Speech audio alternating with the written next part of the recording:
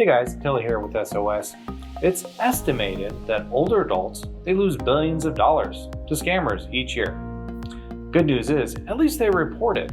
In fact, the Federal Trade Commission noted that older consumers are more likely to report that they've been victimized by a criminal, have their finances exploited, than their younger counterparts. Now, there's three big scams kind of going around, so I thought we'd spend a few minutes together talking about them, and maybe it might help someone in your older family circle members to kind of be a little bit more protected. The first one is Social Security spoofing calls. Now, there's been kind of an uptick in fraudulent telephone calls all across the board, but in particular from people claiming to represent the Social Security Administration. You may know that as the SSA. During these calls, unknown callers, these criminals, they threaten victims, potentially older people, that they face arrest or other legal action if they fail to call a phone number or press the number indicated on the message to address this issue.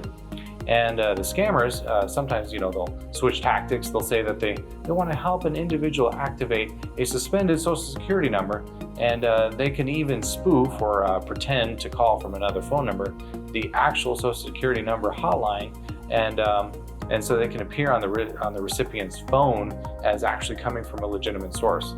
So that number is that 1-800-772-1213 number, right? That's the one. So if you receive one of these calls, just hang up.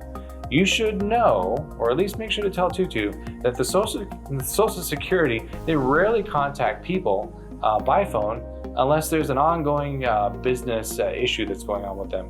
And they will never make a threat about arrest or legal action, especially by phone. So don't fall for that.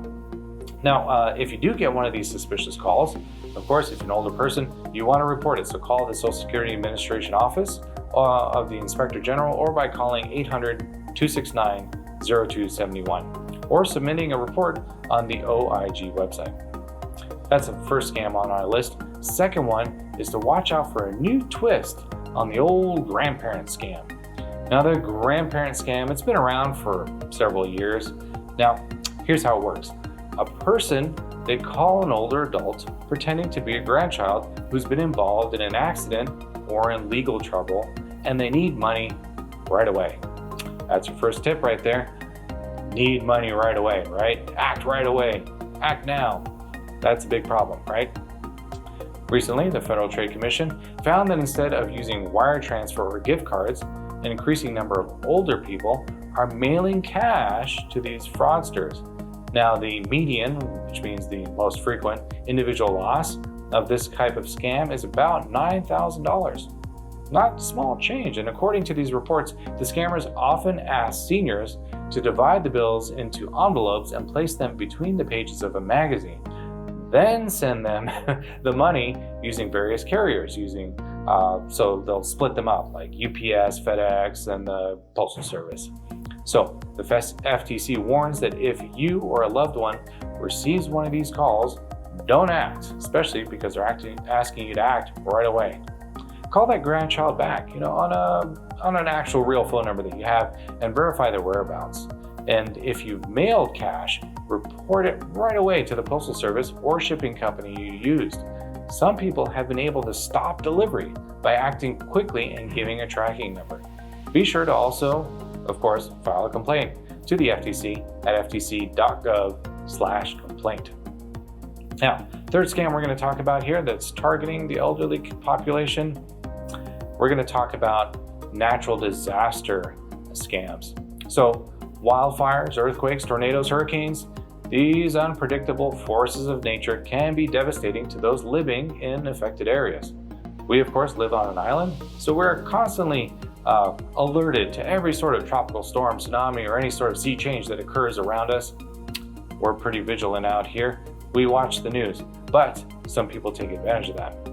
So if you're not directly affected by some sort of natural disaster, you live in some sort of zone like this, you might want to lend support by any way you can by notifying others who could be susceptible to this. Now, natural disasters, of course, are a golden opportunity for scammers.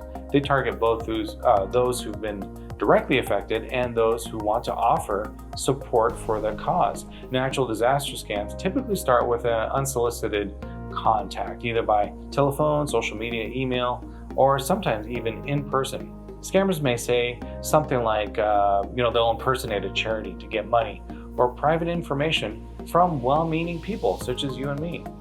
They'll sometimes set up fake websites with names that mimic legitimate charities. They'll try to trick people into sending money. They'll pretend to be from the IRS and collect personal information under the guise of helping victims file, lost claims and get tax refunds. Pretty sinister, huh? So to find reputable charities to support victims of natural disasters, use the IRS's tax-exempt organization search, or look for an organization's charity rating on places such as GuideStar and Charity Navigator. Of course, we're going to put links to all these resources in this video and the links below. But if you are a disaster victim, use NCOA's Benefits Checkup Disaster Assistance Tool to find legitimate help with relief and financial assistance. And of course, pass that on. One of the most important ways to avoid becoming a victim of a scam is to pass along information about scams such as these that are making the rounds. There is something called a Pass It On campaign, which we'll put a link to in the video below. The FTC offers free materials that you can download or order and share in your community to protect older adults from scams. Because as we know, older adults, sometimes they like to see it in paper or it doesn't really exist. That computer screen, sometimes it's hard to convince them otherwise.